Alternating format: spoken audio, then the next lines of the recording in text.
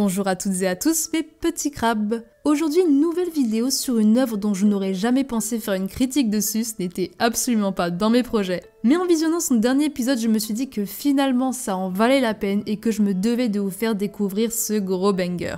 Et pourquoi ? Car pour moi c'est le meilleur Yuri de 2023. Et c'est aussi le meilleur shoujo-ai de tous les temps.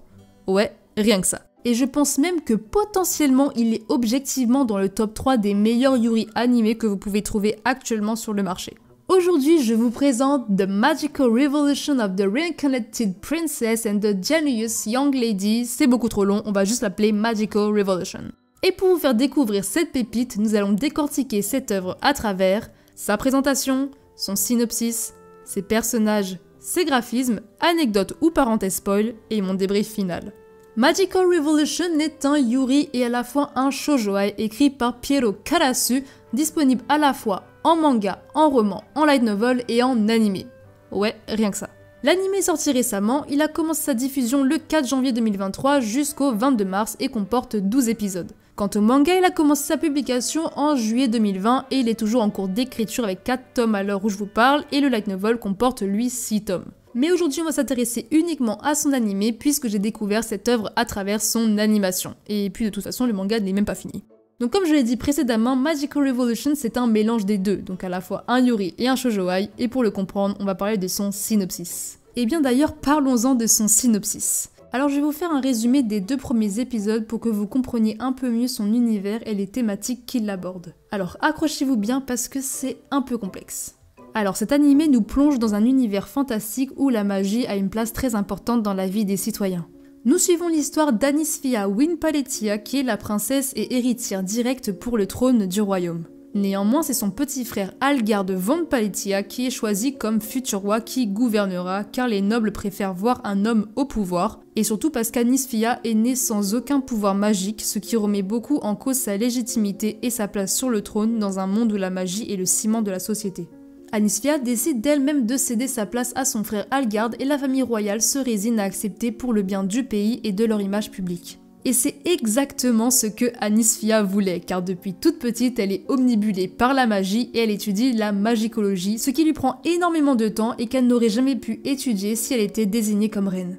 Et aussi car depuis toute petite, elle est catégorique sur le fait que si elle doit épouser quelqu'un plus tard, ce sera avec une femme, car pour elle, il est hors de question d'avoir des enfants, c'est catégorique, elle ne veut pas tomber enceinte. Donc vu que c'est son frère qui endossera ce rôle, la famille royale a préparé un mariage arrangé avec la fille d'un riche duc qui s'appelle Euphilia Magenta. Mais Algard, lui, est déterminé à épouser une autre fille, une fille d'un rang inférieur dont il est amoureux, et annoncera pendant un grand bal son désir de rompre ses fiançailles avec Euphilia devant tous les grands nobles du pays. Alors que la réputation d'Euphilia commence à chuter drastiquement auprès des grands dirigeants du royaume, Anisfia débarque accidentellement dans la salle du bal et quand elle voit les yeux larmoyants d'Euphilia, elle décide de la kidnapper de force à bord de son balai volant et décide de l'emmener vivre avec elle dans son palais. Après que nos 2 protagonistes sont arrivés saines et sauves au palais royal, Euphilia demande à Anisfia pourquoi a-t-elle pris la décision de la kidnapper. Et Anisfia lui répondit qu'il y a 3 raisons à cela. La première raison, et la plus évidente, c'est parce qu'elle voulait l'aider. Elle n'a pas du tout supporté que son frère ait eu un comportement aussi ignoble en la rabaissant devant tous les nobles du pays. Et donc elle pourrait recommencer une toute nouvelle vie ici, incognito. Deuxième raison, Anisfia voulait une assistante qui l'aide dans ses recherches sur la magicologie, et puisque Philia est réputée pour son intelligence et sa détermination, elle serait une grande aide pour les études d'Anisfia. Et troisième raison, Anisfia avait un énorme crush physique sur Euphilia et elle veut essayer de voir s'il y a moyen qu'elles peuvent devenir plus proches. Euphilia finit par accepter sa proposition malgré qu'elle soit par contre vraiment contre l'idée de se rapprocher physiquement de la princesse. Et donc à travers ces épisodes, nous allons découvrir leur quotidien qui sera très mouvementé avec plein d'actions et d'émotions fortes. Et voilà pour le synopsis. En vrai, ce que j'ai adoré et ce qui m'a scotché le cul, c'est que dit comme ça, l'animé semble super simplet, sans grand intérêt, juste un truc chill à regarder pour passer le temps alors que c'est tout sauf ça. Les premiers épisodes vont te brain en te faisant penser ça, et au fil des épisodes, tu vas te dire « Ah ouais, et bah putain, j'aurais jamais pensé à ça, et je me suis pris une belle claque. » Honnêtement, quand j'ai fini l'animé, je me suis dit « Eh ben, ils se sont bien foutus de ma gueule, eux. » Donc vraiment, si vous recherchez un Yuri avec de l'action, des combats, du sang, des retournements de situation, des trahisons, mais vraiment foncez, je suis sûre que ça vous plaira. Et quand je vous dis que c'est à la fois un yuri et un shoujouai, c'est parce qu'on sait en fait qu'Anis Fia a un énorme crush sur Ophelia, même si c'est pas vraiment réciproque, et elle va essayer de la draguer ouvertement, donc il n'y aura pas d'ambiguïté comme dans les shoujouai, là c'est vraiment du concret. Et on va découvrir comment leur relation va évoluer et s'intensifier au fil des épisodes. Passons maintenant aux personnages, et il y en a beaucoup, mais on va parler de ceux qui me paraissent le plus importants, c'est-à-dire le petit trio. Commençons bien évidemment avec la protagoniste principale, Anis Fia Wyn Paletia. Alors, elle est la princesse et héritière directe du royaume de Paletia. Elle a toujours aimé la magie, mais elle ne peut pas l'utiliser elle-même pour des raisons que vous découvrirez vous-même au fil des épisodes. Alors pour compenser, elle s'est tournée vers la science et utilise les connaissances que les livres et les vieilles recettes lui ont apportées pour inventer toutes sortes de gadgets magiques. Mais malheureusement, ces expériences l'amènent à beaucoup de bêtises, amenant souvent les autres à la voir comme une enfant à problème qui aurait imposé ses responsabilités à son jeune frère. Mais en réalité, elle pense à son pays et à son peuple plus que quiconque, cédant le trône par réelle conviction sincère, pensant qu'elle ne serait pas une bonne monarque. Et même si les nobles du pays ne sont pas prêts à l'accepter comme reine à cause de son statut de femme, ses parents ainsi que les citoyens l'auraient complètement acceptée car ils ont une totale confiance en elle due à sa grande intelligence, sa lucidité, sa générosité et sa gentillesse, même si elle n'a pas de pouvoir magique contrairement à son frère qui lui n'est guère aussi doux et indulgent qu'elle. Concernant sa sexualité, c'est un peu flou car même si elle dit ouvertement qu'elle aime les femmes, je pense que c'est plus par dégoût des hommes et de l'idée d'enfanter que par réel attrait pour la gente féminine. Mais néanmoins, elle a de réels sentiments sincères envers Ophelia et les assume pleinement. Passons donc à la personne qu'elle a sauvée, Ophelia Magenta. C'est une noble de haut rang et donc l'ex-fiancée du frère d'Anis Fia. Bien que talentueuse en magie et en politique, elle a d'abord tenu les autres à l'écart malgré elle avec son attitude timide et aussi perfectionniste. Mais elle s'ouvre lentement après avoir été prise en charge par Anis Fia. Elle est potentiellement la personne qui possède d'ailleurs la magie la plus puissante de tout le royaume, mais elle préfère l'utiliser en cas de réelle nécessité, ne réalisant pas la grandeur de ce grand potentiel. Et le père de Philia, lui, ne s'opposera pas à ce que sa fille vive chez les Paletia, pensant que sa fille deviendra reine consort aux côtés de la princesse. Passons maintenant à son frère, Algar von Paletia. C'est le frère cadet d'Anis Fia et le prince héritier du royaume de Paletia vu que sa sœur a renoncé à son droit au trône. Il est finalement révélé qu'il a toujours été jaloux de sa sœur et il voulait la surpasser, ce qui l'a poussé à planifier une révolution pour purger les nobles corrompus du pays. Sa magie est un peu spéciale mais je ne vous la divulguerai pas sinon ça vous spoilera une bonne partie de l'histoire. Mais si vous êtes vraiment trop curieux, la seule chose que je peux vous dire c'est que sa magie a un rapport avec la manipulation.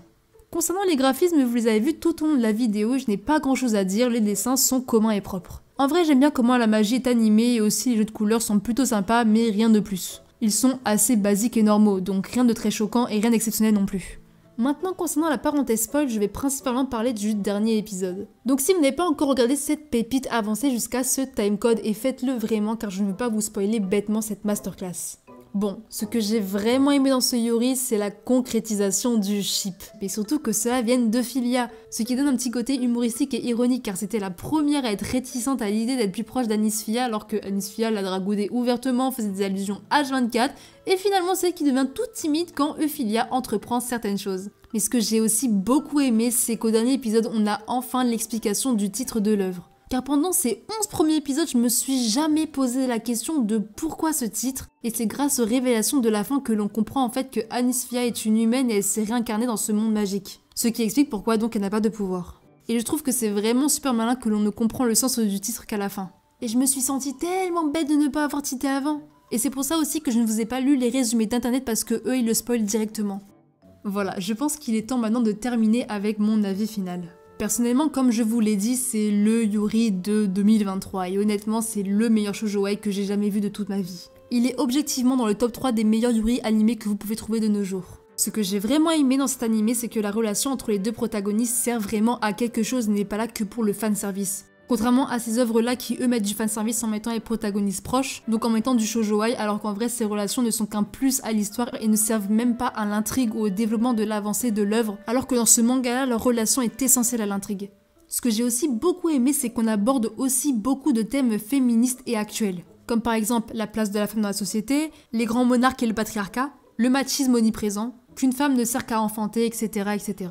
Et c'est vrai que ça fait du bien de voir une œuvre aussi riche qui parle de ces problèmes sociétaux-là qui sont encore très présents dans le monde actuel. Et c'est super rare qu'un manga en parle, ce qui veut dire que même les japonais dénoncent ça alors que pourtant ils sont censés être moins ouverts d'esprit que les occidentaux.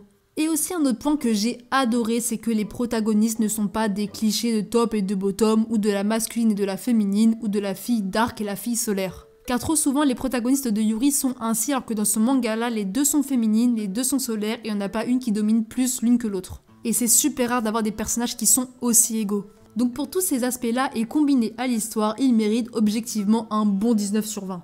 Il le mérite surtout grâce à l'histoire qui m'a particulièrement surprise. Je m'attendais vraiment à rien de cet animé, je pensais que c'était un vieux shoujo ai basique qu'on avait chaque année. Mais l'intrigue est tellement riche avec des situations inattendues et beaucoup d'émotions qu'ils m'ont fait totalement oublier les préjugés que j'avais au départ. Et c'est pour ça que pour moi c'est le meilleur shoujo ai que j'ai jamais vu de toute ma vie. Et en plus il y a de l'action, des twists, on voit les sentiments se développer de manière saine, lente, réaliste et sincère et c'est vraiment super touchant. Cet animé est vraiment complet dans son ensemble. S'il n'a pas la note maximale, c'est uniquement à cause de la rapidité de la fin. Ils savaient qu'il n'y aurait pas de saison 2 et ils ont tout condensé ça dans les derniers épisodes et il y a des aspects que je n'ai pas vraiment compris et je pense que c'est à cause de l'accélération de la fin. En vrai c'est dommage parce qu'ils auraient pu rajouter un 13e épisode pour que ce soit un peu moins rapide mais bon. Et voilà, cette critique touche à sa fin et j'espère sincèrement qu'elle vous aura plu. L'espace commentaire est ouvert si vous voulez me laisser votre avis, que ce soit sur le manga, la vidéo ou d'ailleurs me conseiller de nouveaux Yuri pour de nouvelles critiques, qui sait. N'hésitez pas à me soutenir avec un petit pouce bleu, ça me montre que vous avez aimé mon contenu et ça me motive d'autant plus à continuer les vidéos. Et surtout n'oubliez pas de vous abonner, c'est gratuit. Et en attendant, je vous dis à la prochaine pour une nouvelle future critique de Yuri.